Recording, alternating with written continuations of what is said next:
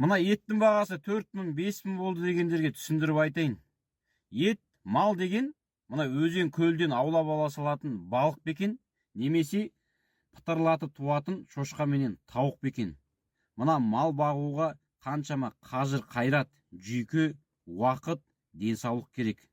Осы сөзді кейбір айтып отырған адамдар 8 сағат қана жұмыс істеп, суббот, сенбі, жексенбі демалатын болса, мал бағып жүргендер, қой бағып жүргендер таңғы сағат 5-6-дан кешкі сағат 7-8-ге шейін мал бағады. Еще түнмен күзетеді. Сенбі, жексенбі демалмай бағады. Өлім жетім той томалаққа бармайды. Қыста суыққа тонып, жазда ыстыққа күйіп, 63 жасында пенсияға шығады. Кейбіреу жете алмай қалды соған. Көбі жете алмай жатыр. Ал атын атап түсін түстемей ақ қойын, қалада 40-45 жасында пенсияға шығып жатқан жұмыстар бар.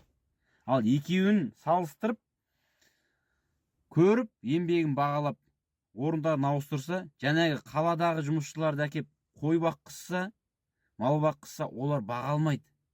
Ал мына ауылда жүріп қой